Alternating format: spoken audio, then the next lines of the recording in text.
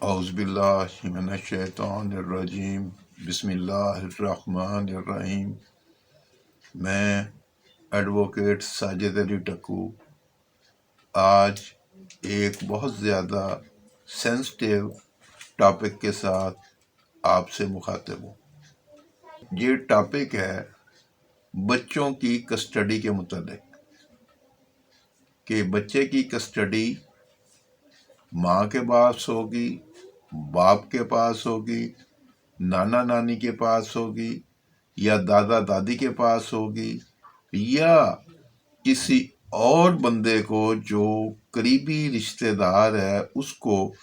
Guardian شپ بچے کی دی جائے گی۔ جب کسی میٹر میں ماں باپ کا آپس میں جھگڑا ہو جاتا ہے تو نوبت علیحدگی تک آتی ہے، چاہے خلا کی صورت میں ہو، طلاق کی صورت میں ہو۔ تو اس صورت میں بچوں کی کسٹڈی کا معاملہ بھی آتا ہے، جہاں اس صورت میں اور معاملے آتے ہیں، جیسے جہیز کی واپسی کا، مینٹیننس کا، اور حق مہر کا۔ اس کے ساتھ ساتھ بچوں کی کسٹڈی کا معاملہ بھی آتا ہے کہ بچے ماں کے پاس رہیں گے یا باپ کے پاس رہیں گے۔ لیٹسٹ سروے کے مطابق تقریباً 95% جو بچے ہیں وہ ماؤں کو دیے گئے ہیں، 2% باپ کو دیے گئے ہیں، اور 3% جو ہیں وہ شیئرنگ ہے کہ 15 دن ماں کے پاس یا 15 دن باپ کے پاس۔ اس طرح اگر آپس میں علیحدگی ہو جاتی ہے تو اگر کوئی بندہ کسی باپ کو یہ کہتا ہے کہ میں بچے آپ کو لے کے دوں گا، تو وہ آپ سے غلط بیانی کر رہا ہوتا ہے، کیونکہ کورٹوں میں زیادہ تر فیصلے ماں کے حق میں ہوتے ہیں۔ اب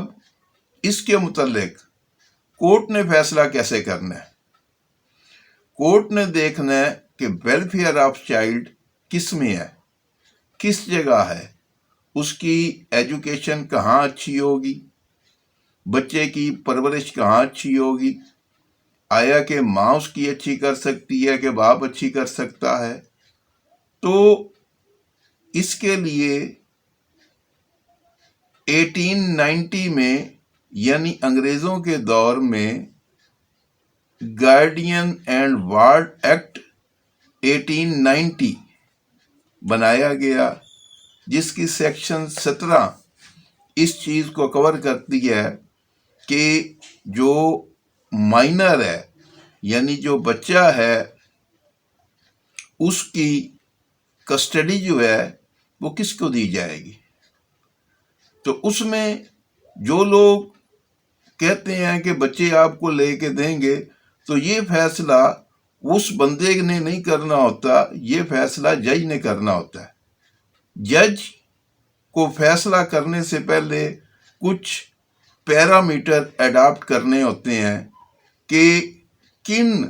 پیرامیٹر پہ چل کے اس نے یہ فیصلہ کرنا ہے۔ اس میں کیس چلتا ہے، شہادتیں ہوتی ہیں۔ جج نے یہ دیکھنا ہے کہ میں جس کو گارڈین بنا رہا ہوں وہ ڈس آنیسٹ تو نہیں ہے، فائنینشلی ویک تو نہیں ہے، اس کا کریکٹر کیسا ہے، کیا بچے کی اس کے پاس رہ کے ایجوکیشن صحیح ہو سکتی ہے، اس کی پرورش صحیح ہو سکتی ہے، یعنی اس کا جو نان نفقہ ہے، کھانا پینا ہے،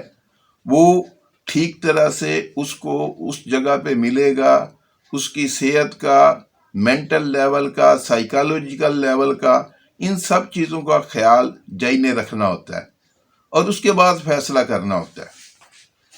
کچھ چیزیں جس میں ایج کا معاملہ ہے، ایج کے معاملے میں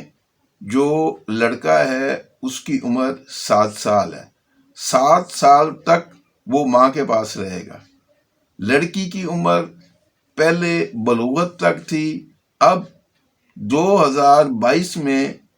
سینٹ میں ایک بل پاس ہوا ہے جس میں اس کی ایج 16 ایئر یعنی 16 سال فکس کر دی گئی ہے کہ اس وقت تک ماں کے پاس رہے گی۔ بلوغت کے بعد اگر اس کی عمر 18 سال ہو گئی ہے، اس کا آئی ڈی کارڈ یعنی شناختی کارڈ بن گیا ہے، تو وہ بالغ ہے، خود مختار ہے، وہ خود فیصلہ کر سکتی ہے کہ اس نے ماں کے پاس رہنا ہے یا باپ کے پاس رہنا ہے۔ اس میں کوئی بھی انٹرفیئر نہیں کر سکتا ہے، نہ ماں نہ باپ، جس کے پاس وہ رہنا چاہے وہ رہ سکتی ہے۔ اب اس میں یہ دیکھنا ہوتا ہے کہ بچے جو مائنر ہے ویلفیئر کس میں ہے۔ اس میں امپورٹنٹ میٹر یہ ہے کہ مذہب کا بھی دیکھا جاتا ہے کہ چائلڈ جو ہے وہ جس گھر میں پیدا ہوا ہے اس کا مذہب کون سا ہے، اور یہ دیکھا جاتا ہے اگر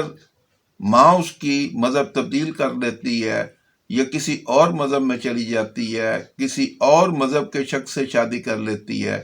تو پھر جو بچے کی کسٹڈی ہے وہ باپ کو دی جائے گی۔ مذہب کے علاوہ یہ بھی دیکھا جاتا ہے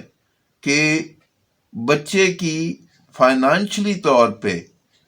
کون زیادہ بہتر نگہداشت کر سکتا ہے، کس کی فائنانشل پوزیشن مضبوط ہے اور وہ اس کی نگہداشت کر سکتا ہے۔ اس میں کچھ کیسز میں یہ بھی معاملہ ہوا ہے کہ اگر باپ کی فائنانشل پوزیشن مضبوط ہے اور ماں کی نہیں ہے، تو کچھ کیسز میں کورٹس نے یہ فیصلے بھی دیے ہیں کہ محض اس بات سے کہ ماں کی مالی حالت اچھی نہیں ہے، اس کو بچے کی کسٹڈی سے محروم نہیں کیا جا سکتا، کیونکہ بچے کا جو مینٹیننس ہے، جس کو ہم خرچہ بولتے ہیں، وہ باپ نے دینا ہوتا ہے،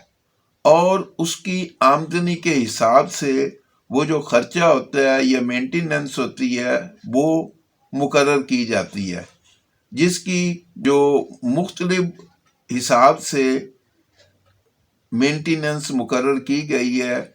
کم از کم 5,000 مینٹیننس مقرر ہوتی ہے، اور زیادہ سے زیادہ باپ کی مالی حیثیت کے مطابق مینٹیننس مقرر کی جاتی ہے۔ اس میں ایک اور میٹر آتا ہے کہ اگر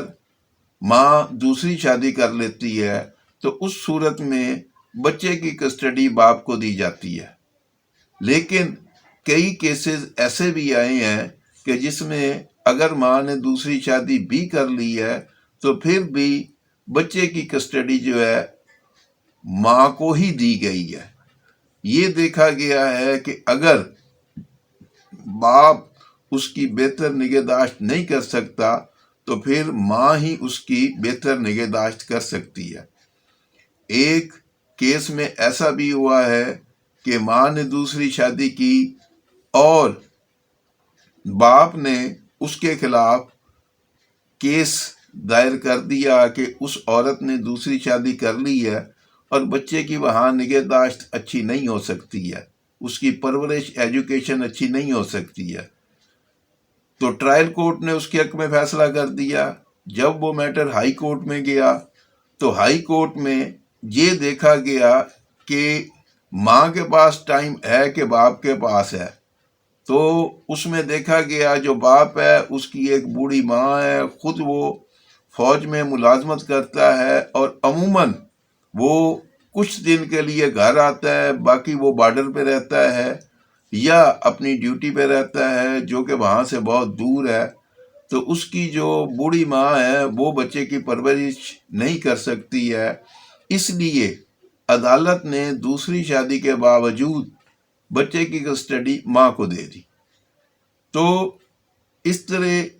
جو کسٹڈی ہے وہ باپ کی بجائے ماں کو ملتی ہے، اور 95% کیسز میں ماں کو ہی ملتی ہے۔ آپ لوگوں کے لیے بہتر ہے کہ لڑائی جھگڑے سے بچیں، طلاق تک نوبت نہ آنے دیں، خلا تک نوبت نہ آنے دیں، اس سے